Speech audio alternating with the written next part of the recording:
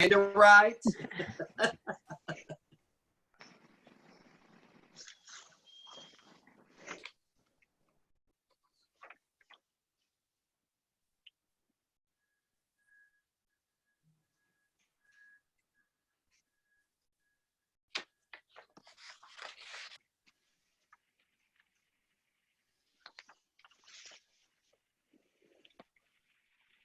Welcome everybody. If you can please enter into the chat box where you're from to get started. And if you're an ILEA member, let us know what chapter you're from.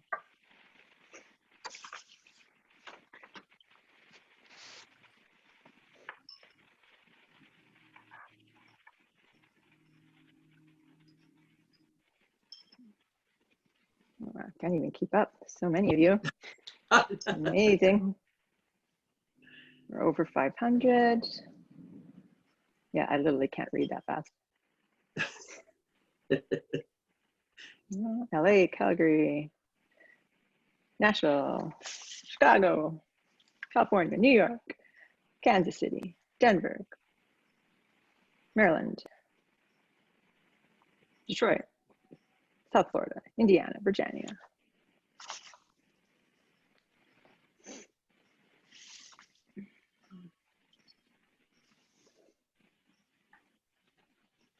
Also Calgary, that's great. Minneapolis, New Orleans, DC, Atlanta, Austin,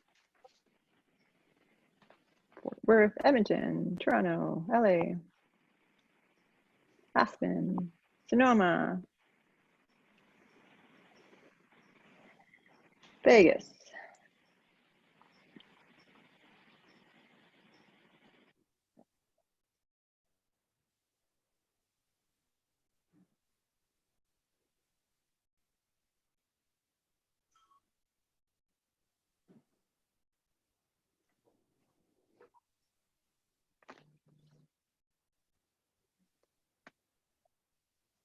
$600.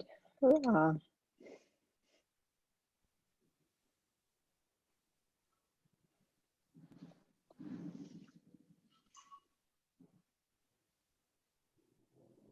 Okay, well, let's we'll get started while the last few people are trickling in. So on behalf of the ILEA International Board of Governors, we'd like to thank you so much for choosing to be here with us today. We appreciate your time and energy. We had almost 1,000 people register for this session, which is awesome to see, and it tells us that event profs are eager and ready to talk about the future and recovery.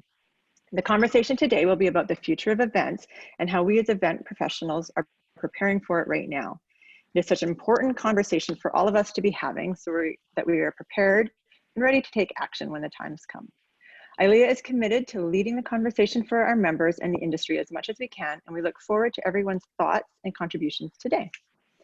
Upcoming, so on next week, on Tuesday, May 12th at 1 p.m. Central, ILEA is hosting a conversation with Tahira Endine, the head of events for Site Global, and Jason Megson, the managing director and VP at George P. Johnson in the UK, and they'll be exploring an uncharted experiential future. So join us to be part of that conversation to see what the future of experiential is going to look like in the next 3 months, the next year. And on Tuesday, May 19th at 1 p.m. Central, we're hosting Nikki Nichols, from the creative director from Doodle Dog Creative in Austin, and she'll be talking about optimizing your digital presence during COVID-19. So things, tips and tricks that you can do right now to help improve your website and your online marketing. Now, so in the spirit of giving as much time as possible today to the session, let's get started. We'll review the logistics for today to ensure that everything's as effective as possible. So as you can see, the chat box is for sharing your comments and where you're from and any additional thoughts. The Q&A will be specifically for questions that you would like answered by Steve. There's also a like button in the Q&A. So instead of repeating a question, just hit like and it will push that question to the top. So if you see questions that you want answered quicker, just hit like and it'll move them to the top so we can reduce the amount of repetition. This webinar is being recorded and will be shared on ILEA Hub tomorrow. And now on to Sarah. Sarah is a Senior Vice President of Event Strategy and Services for the San Francisco Giants. She is currently serving as our ILEA International Immediate Past President. So thank you for leading us through this conversation, Sarah, and over to you. Great, thank you, Corinne. Great to be here. It's been a couple weeks since I've been on the last ILEA COVID webinar we've been hosting, and I've been anxiously awaiting the turn to this conversation about rebuilding and resilience. So I am proud to welcome Steve Kemble with us here today. Steve of Steve Kemble Event Design was recently profiled in New York Times and named one of the top 10 event planners in the world by Departures Magazine. If you're not familiar with his work, he has hosted events and produced events for President George W. Bush, Oprah Winfrey, President Barack Obama, the Dallas Cowboys, and many more. So his clientele is star-studded for sure. He's generated more than 25 industry awards for his events, and he has also been inducted into the Event Industry Hall of Fame, received the Special Event Industry Lifetime Achievement Award, and was named MPI's International Planner of the Year. And he's very active with MPI, NACE, Search, Visit Dallas, loads of industry associations, but most near and dear to my heart, he was a founding member of our Dallas chapter. He served 2 terms as president there and then went on to serve as our international president. So Steve is a fan of ILEA through and through, and we thank you, Steve, for everything you've done for our association and also for being here for today's conversation. Thank you.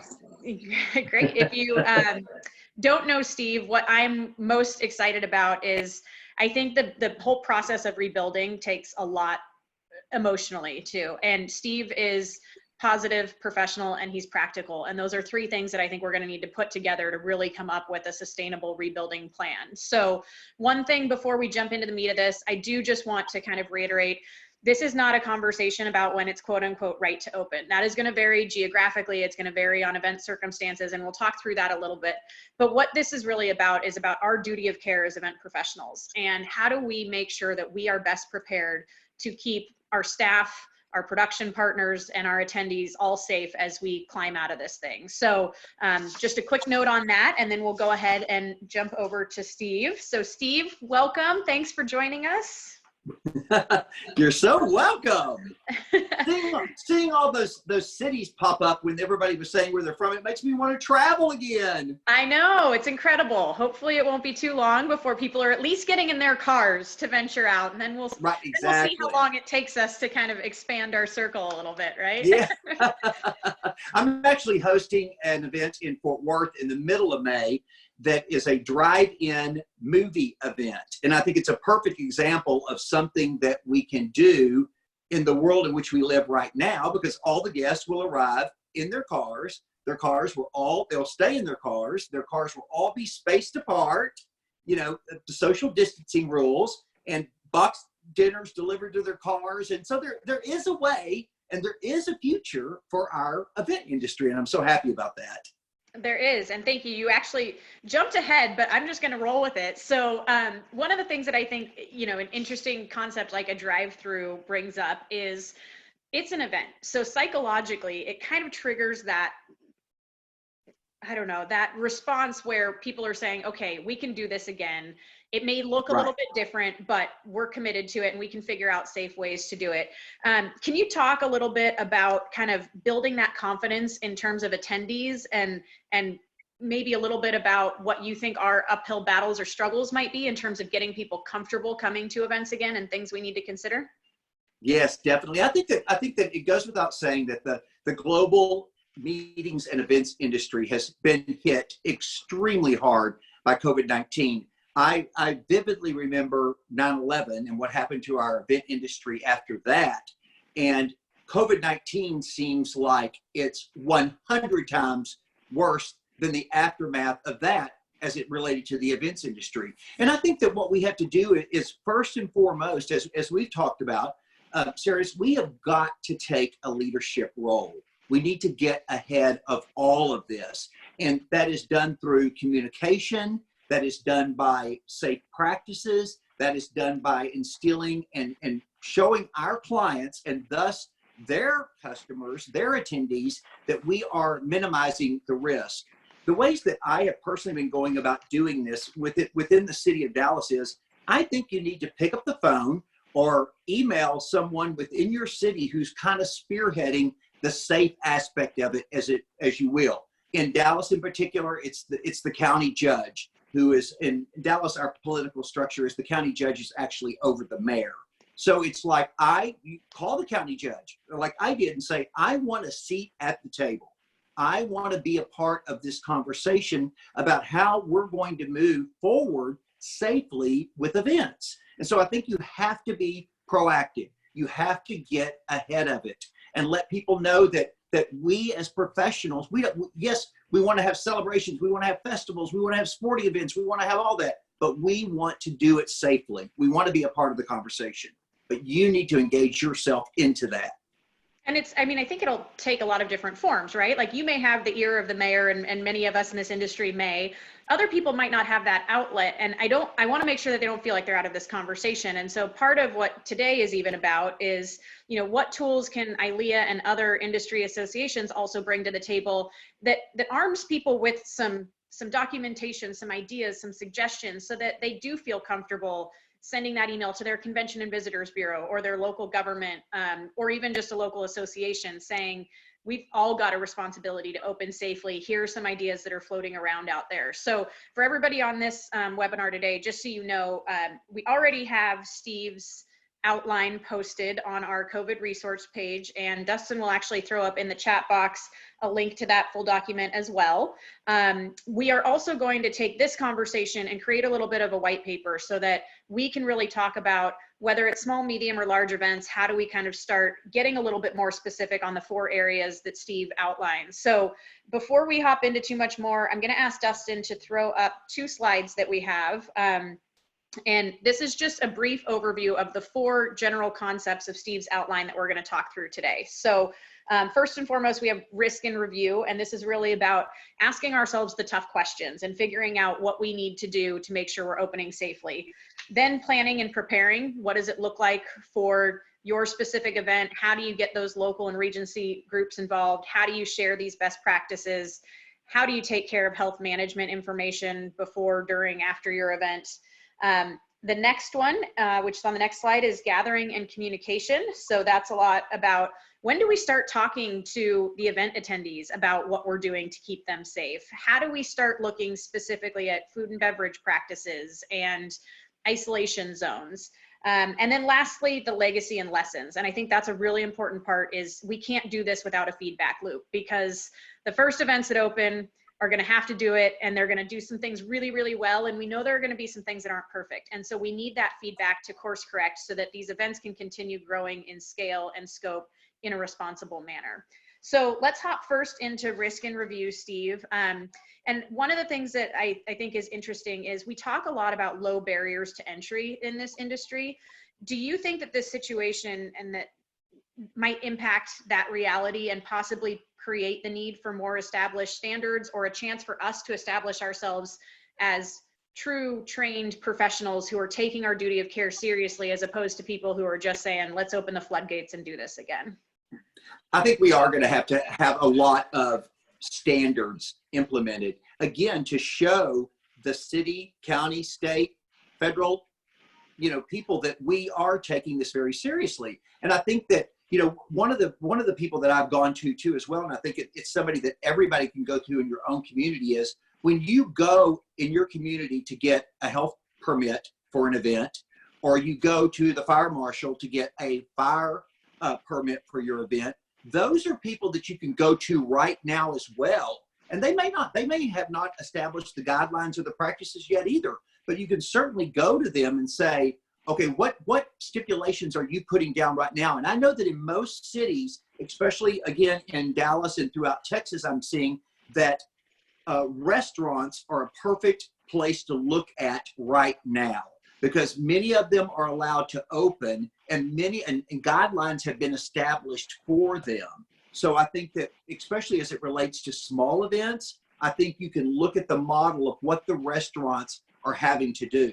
So look at that model. They're having to have paper menus. They're having to have no buffets. They're having to have, disposable utensils and plates. So I think you can look at that, but I think that will help you develop those guidelines. But when I say that you have to step back and evaluate the risk and review, I think that you show, your officials in your community that you have done that. And you can do that by, first of all, looking at the type of event it is. And you have to be honest with yourself. As much as you want that event to go on right now, it may not be feasible to do that right now. And I think that is something, if you show officials that are in charge of opening all this back up, and a lot of this is going to relate on how they stipulate crowd size as we open up. That really, even though, restaurants have been able to open up in most cities at 25%. Well, what stipulations are they going to start putting on events? And that will determine, say, this event may not be right to happen right now.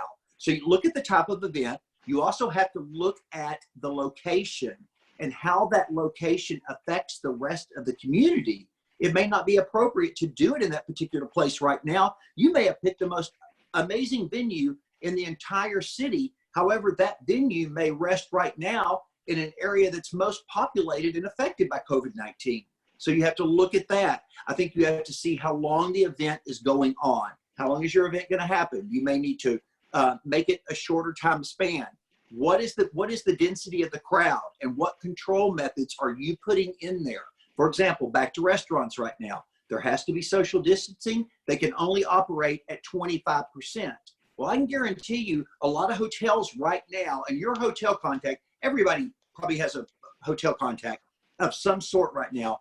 Hotels right now are having smaller meetings of 10 people or less. So they're already starting to put these guidelines into place. So call up your hotelier and say, all right, I've got an event planned in your ballroom, and I'm doing this right now for an event in September. What type of guidelines do you think they're going to put down on me in September? And can you guarantee me right now, if I need it, I'm going to have more space? Because I think we can all agree we're going to have to social distance to a degree. I think the days of those tables crammed in the ballroom with 12 people to a 60-inch round, that's not going to happen anymore. So I think you have to look at the crowd and the density of crowd. And then I think you also have to go to your client and look at the profiles of your attendees. Where are these people coming from? Because I can guarantee you, you're going to be asked that by city and county and state officials, like, where are all these people coming from? Is this an international conference? Are they coming from a state that was really populated with COVID-19? So again, you're going to have to profile your attendees. And these are things that we've done in the past, but we haven't really done them to the extent that we're going to have to right now. And then I think you also need to research what treatment options and screening options are going to be available in your community. For example, right now, I'm talking to the company that I usually use for all of my EMS services at my events. Okay, are they going to start offering the same EMS people that would set up at an outdoor event and set up the first aid tent and have the ambulance there with all the first responders and everything? Are they going to start doing this for events in hotels now? And many of those companies are looking into it. So, but start having that dialogue right now, because they're going to be on top of it as well. It's like, I've always used you to do my EMS services at my outdoor events, but I can guarantee you probably through at least 2020, I'm going to need for you to set up some type, whether it's in the adjacent ballroom or somewhere, I'm going to need that type of service at my indoor events. And you've had it to a degree for some indoor events, but I think it's going to be a staple. So you need to have those options available. And then also, I think you need to talk to your officials and find out if there was an emergency, how is that information communicated to the attendees and to other people? What are going to be the procedures? Because I can guarantee you there's going to be different procedures right now. And so review all that, show your risk and review plan. One of the people that I've also made a call to as well, and I know that they want to see this because they're putting their guidelines in place too, is I've actually called my insurance provider and asked them, how are you addressing this? And what stipulations are you going to put on me? Because my insurance is through you. What are you going to do? So I'm having that conversation as well with them. And there's a lot that you just wrapped up in there, but a couple things. One that really resonated to me was you have to be real with yourself and with your client, right? Like there may be a lot of things to do, but if it's not economically feasible, you know, if you're a small business and you can't afford to have thermal cameras at every entrance because that's what's quote unquote required at that point, then you need to really reassess, is it the time to do this type of an event, or do we need to pivot, you know, shape change, make it a hybrid, figure out some other way to do this.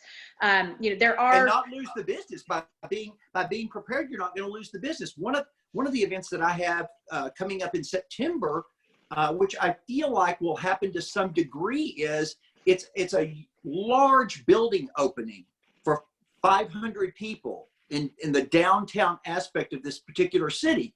And what I did was I'm doing this assessment with my client right now. And when I'm doing the assessment with her, gathering up all this information, in the meantime, last week, I also sent her another proposal. I said, I want you to hold this in your back pocket as a plan B. I said, this, and it was a proposal for mapping on the outside of the building, which would be absolutely incredible. If we cannot do this event for 500 people inside your building, let's look at this option of doing mapping, 3D mapping on the outside of your building, which would be absolutely dramatic and fabulous. But again, that assessment is making me say, send them an alternative proposal so you don't lose the business. You know, there's got to be another way to do that particular event where you don't lose it altogether. Absolutely. And there's, you know, Event Safety Alliance is really being proactive about crowdsourcing a document basically that we're going to be releasing next week. And the whole point of this document is, first, let's get the small events off the ground and let's do it safely and let's learn, and then let's kind of snowball from there. But to your point, there's also an opportunity to take some of these larger events. I'm going to put 500 people in that larger event category because for some it is. And how do we figure out the right way to do that? Because again, the more comfort level, if we can do a 500 person event correctly, even if it's in a massive building and it's a temporary fix for how we would handle a 500 person event, it does kind of, again, kick that psychology into gear of, okay, let's start doing this again. Let's start taking the next steps and figuring things out. So yeah, I'm seeing a little bit on the chat box. Both Steve's outline is already up on our webpage. We will be releasing Event Safety Alliance information as well. So again, lots to come on this subject. Steve, let's talk a little bit about, you know, planning and preparing. And we probably don't need to go through all the steps, but the real critical gist of this whole piece is you have to be knowledgeable and connected. You have to know who your resources are. You have to know who you're calling in case of an emergency or as a follow-up. Can you just talk a little bit about this section and maybe one or two really specific things that you would recommend for people to look into? Yeah, I think that one of the things that you want to do is within your organization, I would suggest that there is one point of contact who is kind of like the person, the go-to person, the liaison in your company that knows all of this information. And then that person within your company would, of course, share it with everyone. But I would appoint one person to kind of be, you know, in charge of this right now. So kind of keeping in tune with all of this right now and then sharing it with everybody. And again, like we talked about, I think it's extremely important that you meet with your local health officials because they are going to drive this. You know, I've always been a firm believer, and I've said this many, many times, is whenever I do a large scale event, but now with an event of this nature, I'm going to do it as well as anytime I would do a large scale event, I would develop my plan and I would take it to the fire marshal and say, hey, I'm doing this large scale event and I want you to look at my plan before I officially submit it and before I even send it to my client and tell me that this is okay. Well, I mean, you have won over the fire department, you've won over the health department because you made them a part of your conversation and you were asking them for their advice. I think you need to do the same thing in this situation. I mean, I think you go right now to wherever you got that permit before and you say, this is my plan, is this going to work? And I think you have to share it. If you're a planner, you've got to share it with the venue and you've got to communicate back and forth with the venue because the venue is going to want to put down these plans as well. But I think that you also do an extremely like mountains of research, which I've been doing and following everything the CDC is coming out with. I mean, the CDC just this last week is stipulating that they're suggesting no buffets. I mean, let me tell you something. if there's anything positive that comes out of COVID-19, it is the demise of the buffet. So, right? Let's all think positively. But they're saying right now, they're suggesting no buffets. So, and they're updating this information like daily. So look at the CDC site, look at the World Health Organization site, look at their site. They're updating information all the time, because I have a feeling that these county and state officials are going to follow the guidelines that they're putting down. And the guidelines that for example, the CDC is talking about social distancing. They're talking about, they even go as far as to talk about, if you are having motor coaches at your event, you need to, you're going to need to have more, because you're going to have to social distance on the motorcade, and you're also going to have to space them out and all this. I mean, their information is, I've been very impressed with their information. And like I say, I think people are going to follow it. Another resource that I've been following just this last week, because they've started issuing a lot of guidelines too, is the American Red Cross. So I would follow the CDC, WHO, and the American Red Cross. They've got great models on there. And again, I encourage you to follow them, because I would think that your state, county, and city officials are going to follow those guidelines. And I think one of the important things about guidelines too is, again, they're not going to think of everything for every single event, but you can start seeing patterns in these guidelines, right? So when we talk about buffets, the reduction of buffets is so that people aren't leaning and sneezing over food and sharing utensils and that sort of thing. So can you go to carvery stations? Can you figure out other ways to serve your food? Absolutely. But then think about, okay, if they're trying to reduce the amount of points of contact of people sharing things, what does that mean for our restroom provisions? What does that mean for our transportation provisions? And really it's on us to try to extrapolate and think about everything that we're doing for our own event and repeat those patterns that these guidelines are suggesting on every single touch point with our guests. I know there were a couple questions in there about insurance and liability, and just one thing to touch on, there are a couple previous webinars that we've done on that, but really a large part of the conversation going on right now is also that, the burden of proof is going to be very difficult in this situation, because for somebody to even get to your event, they either got in their car or passed somebody on the street or did something. So that causal connection is going to be tough. We are probably going to be in a situation where we're going to watch things get really litigious for a little while, and people try to sue different people about saying, I got COVID at this, that, or the other thing. And then a lot of those lawsuits, at least according to a lot of the experts right now, are going to die off because the causation is really hard to prove. But to Steve's point, you need to make sure your insurance is in line. You need to make sure you're having these plans. So if somebody says, what did you do before bringing these guests together? You can say, I did mountains of research. I had these plans. I communicated with officials. I communicated with the guests, and kind of CYA a little bit on a lot of that stuff, right? Much, so that's definitely part of planning and preparing.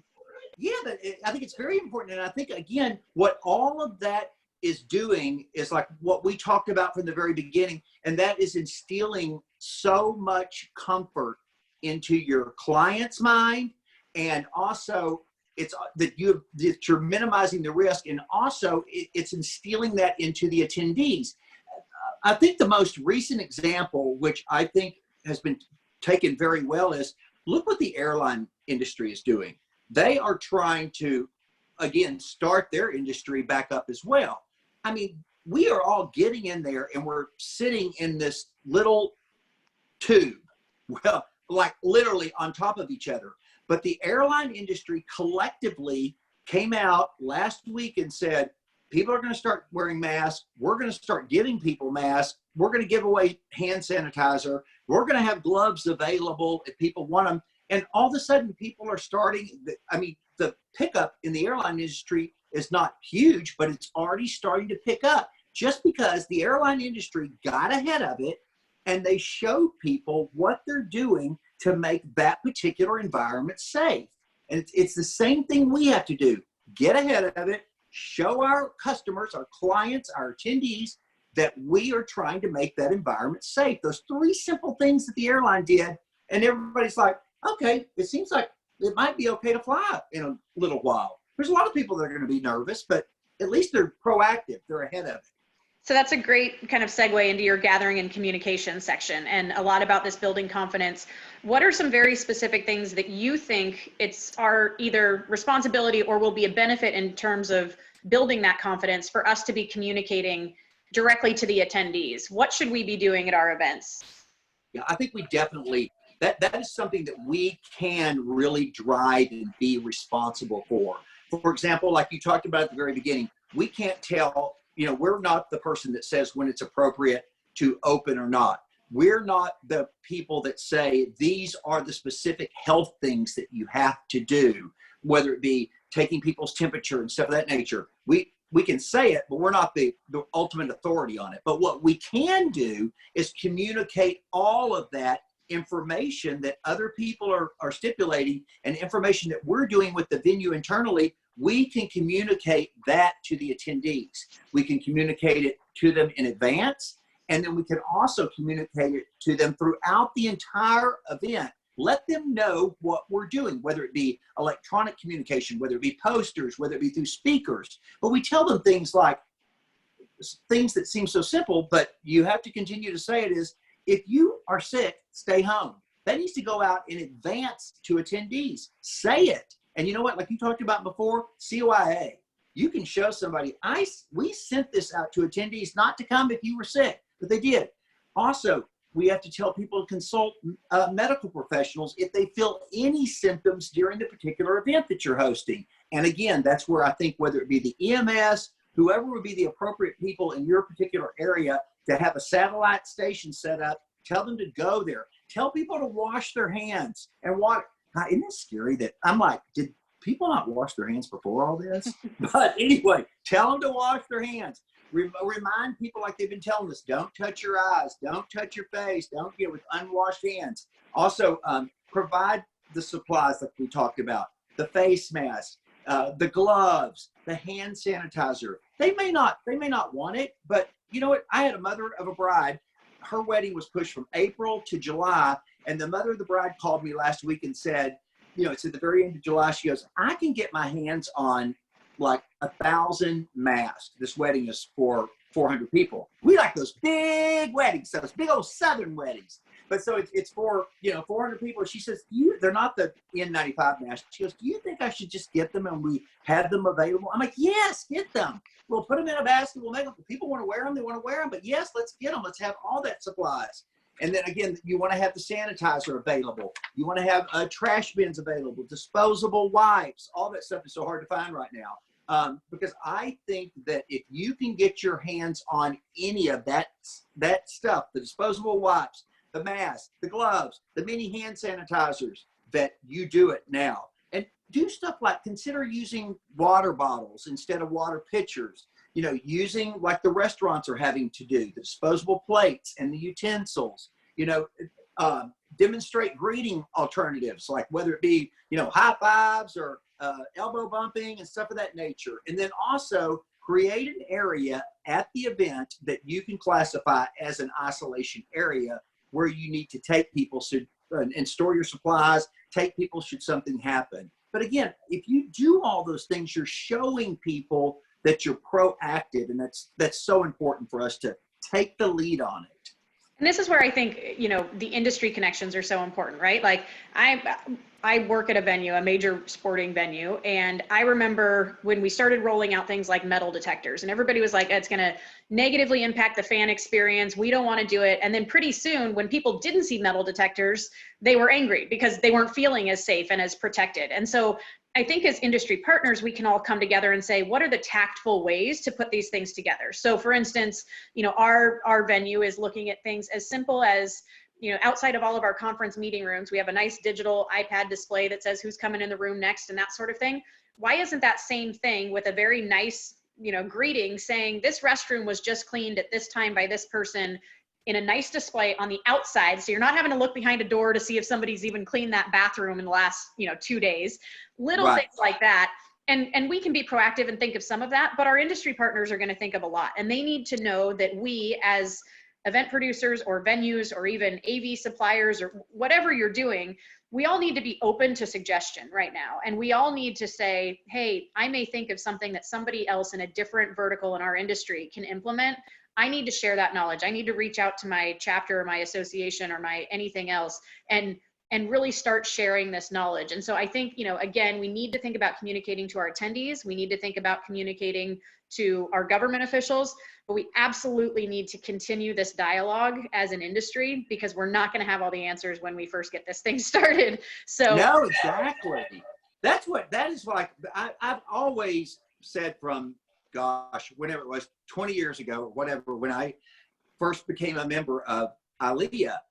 And that is the value of the membership in this organization, is how much people share. The professionalism is at the height of the industry, of people in the industry. And people have always, no matter what the situation is, I don't care if it's the best way to do a floral design for a 48-inch round table, whatever.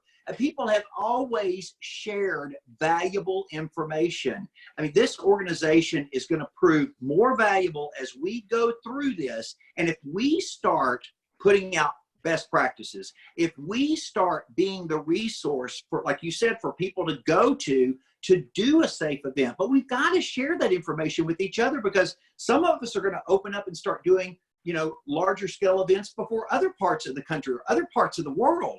And if we can share that information, I was even yesterday, there's not a lot of information right now, but I'm trying and digging to find out, are large scale events happening in China, and how are they doing them? Because, they're about opening up. They're ahead of us. They've gone through this whole thing, but I want to see what they're doing, how they're doing it. But that is the value of ILEA, and the value it's worth. This is going to prove to be worth every penny of anybody's membership, from what we're going to learn from our fellow members through this crisis, and how to do safe events. It's going to be so important.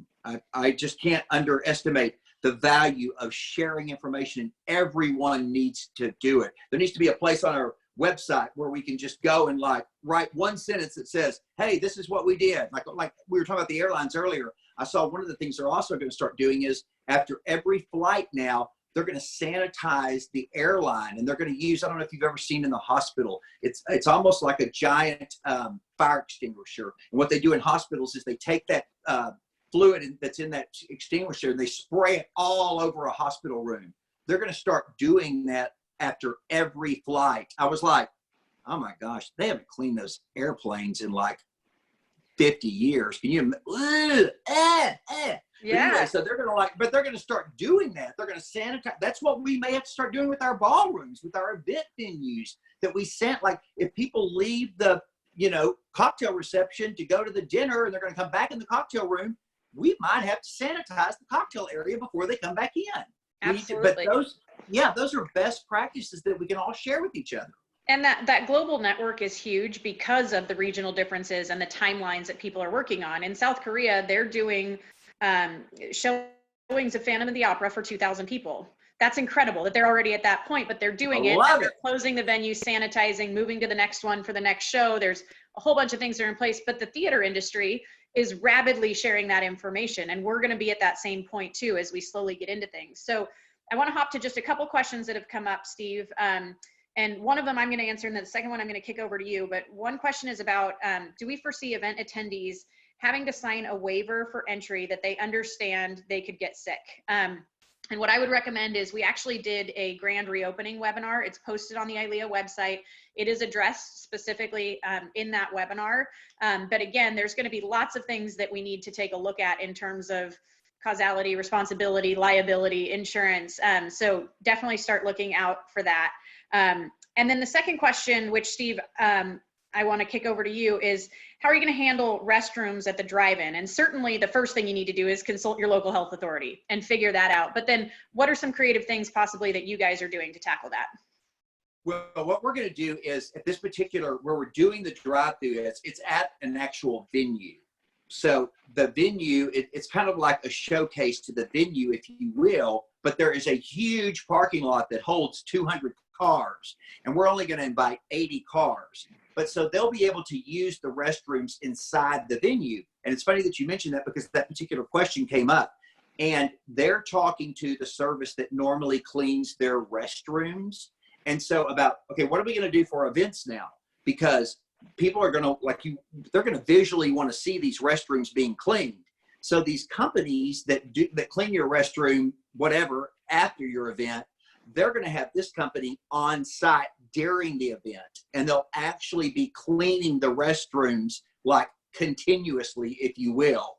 And they're also going to, they're like, for example, if the men's room holds 5 people or whatever, they're going to structure it now where they're going to do it one at a time for now. That may not be that way forever, but one person, like I say, these are large restrooms that hold, it probably holds 10, 15 men, but they're going to allow one in. And the same with the women, and do it that way until it gets, but it's going to be a continual cleaning process, because I think cleanliness is going to be a big factor. And you know what? Honestly, I was talking to this venue. It's like, I kind of hope that those practices that we're establishing now through this stay. I mean, let's clean it out. Let's clean the restrooms more than once a week, you know? And God forbid, maybe this will be another thing that we get rid of through this COVID-19 is those little blue things that people get in to go to the bathroom. Those things are horrible. What do you call them? Like porta potties or whatever. Oh my God. We used to let me tell you a quick story. During college, we were so mean. We would go to the beach, and they had those little porta things set up on the beach, those, where people could go to the bathroom. Well, somebody would get in their thing to go to the bathroom, and we'd run up to it and tump it over and like, is that awful? But maybe COVID-19 will get rid of those horrible things too. Absolutely. One more question on the drive-in, and then we've got a couple others that are coming in. But at something like a drive-in, how do you see engagement between attendees happening as guests may not mingle, which is one of the reasons for the gathering? Or in this particular case, is that not the reason for the gathering, and you're assuming that people are going to stay in their cars? Yeah, they're going to stay in their cars, but we're also going to set up a stage, and I'm going to MC the event.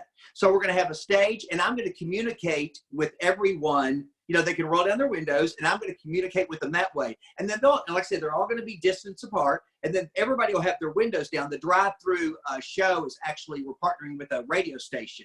So you'll tune it to your radio in your car to hear the actual drive-in movie. But but once everybody rolls their windows down, then they can, I'll be communicating with them all that way. And they can also communicate with the person that's like on either side of them. Great. One that just popped up is when hotels and or convention centers provide alternative setups to comply with social distancing, who do we see bearing the additional cost for the additional space, the client or the venue? And I'd be interested on your take. I know one of my thoughts would be, this is part of this evolving partnership, right? And the importance of relationships, because I know, at our venue, we're a very large venue, and we're looking at ways to say we may need to provide clients more space than they've had in the past. And we're certainly willing to do that to also facilitate events that help inform us as to how to do this correctly and safely, so that we're not pushing our limits too early. So I don't know, Steve, can you weigh in on that a little bit and maybe what your thoughts are? Yeah, and I'm dealing with that situation right now with the venue as well. And I think that, again, it's about the partnership, and it's about, and the client on this end is the one that's kind of along with me driving this conversation. Wonderful, great client. And so she is with this particular venue saying, you know what, these are the things that I feel like need to happen.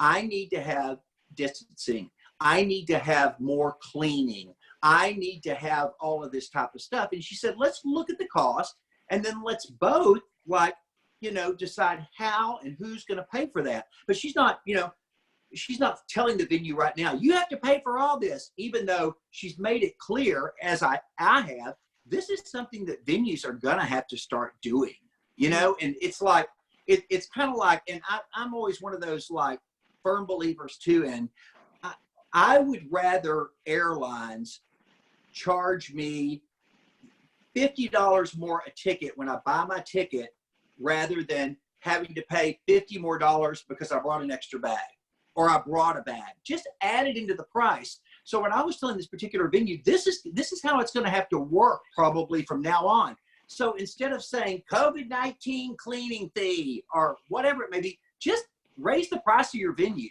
This is the cost of doing business now. Just like, and build those costs into your venue price, because no client And I certainly don't. And a lot of people, I don't want to see all these line items, because then that's where the conversation comes up of COVID-19 cleaning fee. That brings up the client saying, well, that's not my responsibility.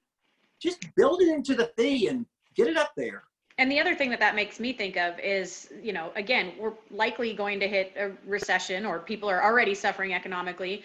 We need to also make sure to keep our bottom lines as professionals and not do this race to the bottom of pricing, because that's not upholding our professionalism. So just like we're saying venues and others need to know the cost of doing business, we as event professionals need to charge for the fact that we are helping to do these events correctly. And we have to make sure that we don't get into this downward spiral, or it's going to take us forever to dig back out of it. I mean, we're still digging ourselves out of it from 2008. So that's just a piece for people to keep in mind. Right. And like we talked about before, and to your point, is this is what makes the sharing of the information so important. Is I know that every city and state and country and all does things a little bit differently, but if we can at least get some uniformity, I think that will help this process, where the client, regardless of whether she's going to Toledo or San Francisco to do an event, she knows that there's going to be this cost for doing an event now,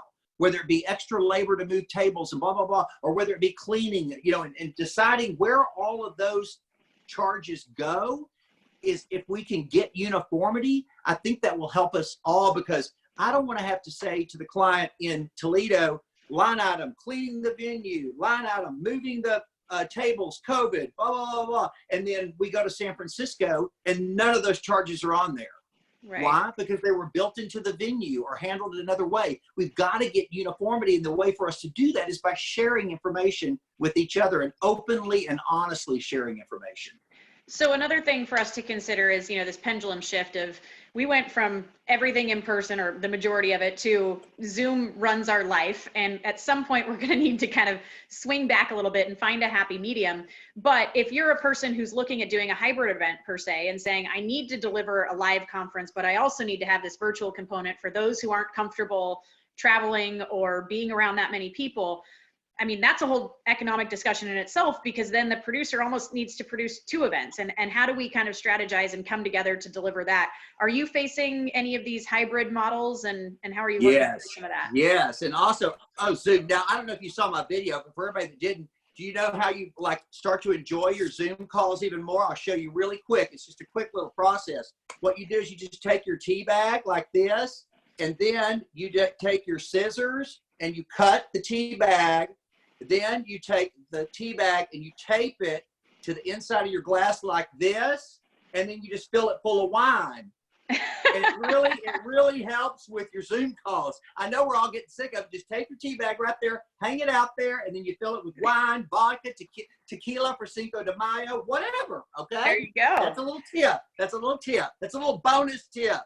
Virtual party. I love it. Yes, I am working with we're doing a hybrid event. It's going to be virtually, and then there will also be people at the event. And we're implementing some really fun things right now, because we all know when you do these large scale events, a lot of people base everything on the meal. And we've all been to events where people sit down at an event and they're like, oh my gosh, this doesn't look like a $200 meal. Meanwhile, there's floral decor, bands, lighting, everything, but everything's right there. So our point was, these people are going to pay $150 a ticket. And I told my client, they're going to equate that to the meal if they're not actually coming to the event. And the reason we're going to do both is because we feel like with this particular audience, even though we're going to be allowed to have this event, we feel the confidence that we want to go ahead and make it a hybrid event, because we just feel like some of the people are going to be nervous to come, and we're all going to face that for a while. So what we're going to do is, so they can get their value, and we still want the ones that are watching virtually to pay the $150, we're going to have a boxed dinner delivered to each one of the people that is choosing to do it virtually. So there'll be people at the event actually having their meal, engaging, and then the people watching virtually will be having their meal delivered to them in a box, just like whether DoorDash, whoever you use, will deliver that to them so they can experience that part of it as well. Because I feel like what we're going to have to do is, and if you're not already engaging with a company that does this type of thing, I strongly encourage you to do it, because we're going to have a lot of hybrid events. I have a feeling, part virtually, part people in place. And you know what? We may have to have that just because people don't feel comfortable going, or we may also have to have that because of social distancing and crowd size restrictions. You may have 500 people that normally come to your fundraiser, but your city or state or whoever may say you can only have 250. Well, what are you going to do for those other 250 people? Because you need to raise the money. So think about, like we're thinking, doing the box dinners delivered to all of their homes. Great. So we're going to try to slam through 2 more questions in the next 5 minutes, because then we have a little bit of wrap up. But certainly we're going to have. Why only 5 minutes? I know, right? We stay on all day. So I do want to throw out there, because we're getting into more of some of these specific questions about venues and economic practices and student events and that sort of thing. We are going to look at a follow-up conversation on Thursday of this week that we will facilitate, and we'll have some members of ILEA kind of tackle some of these specific questions. So a couple questions that are coming up. One is, are we seriously going to go backwards in any sustainability measures and negate the use of soap and water on china and glassware and cutlery in something we then throw away? So that's definitely one that I think the sustainability issue is important. And again, geographically, there may be more or less emphasis put on it, but it's certainly something a lot of us are concerned about.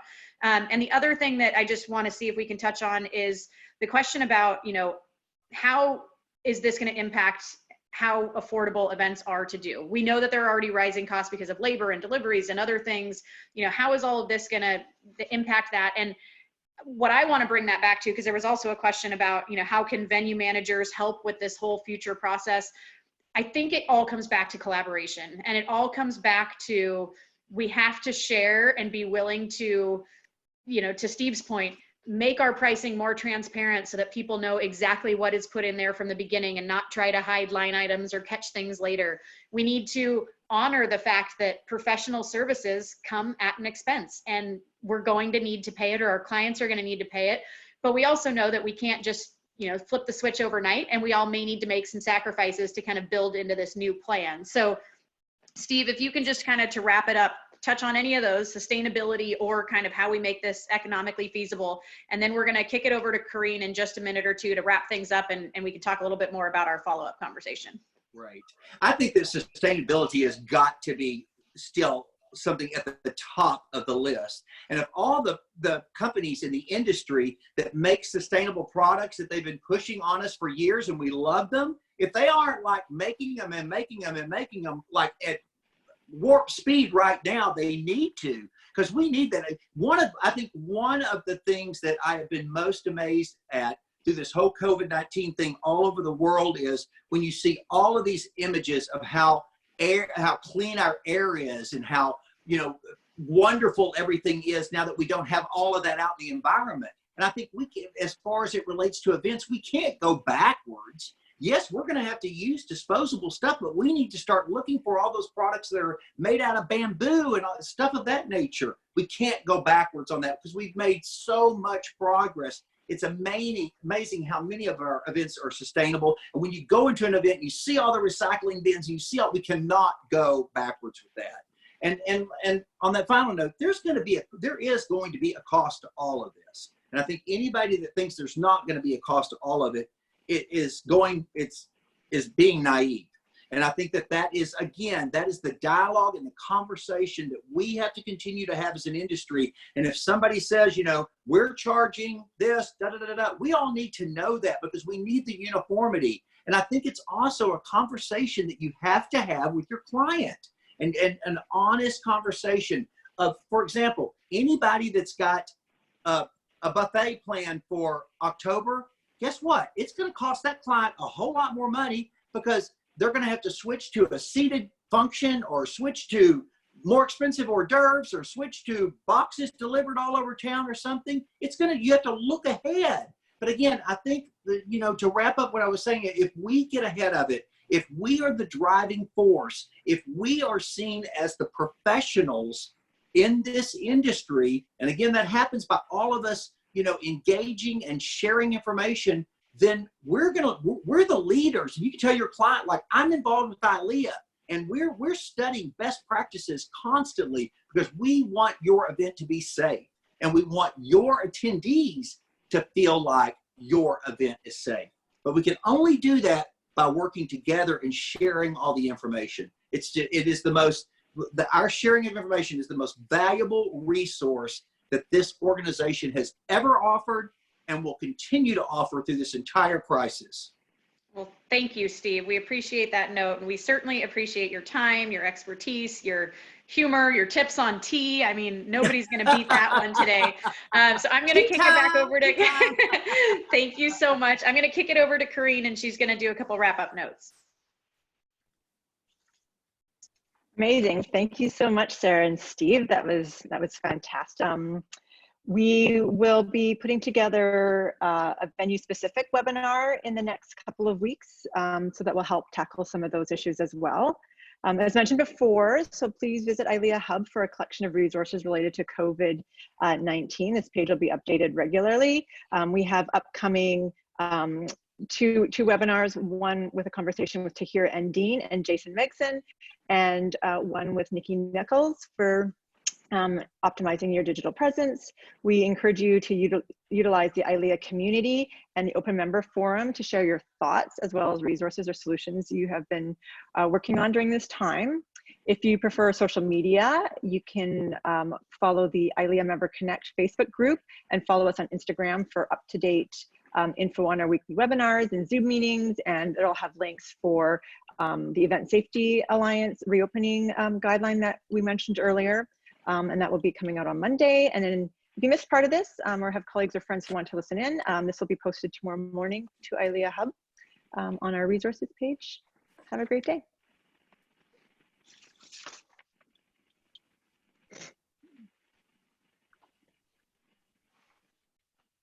Are we still there?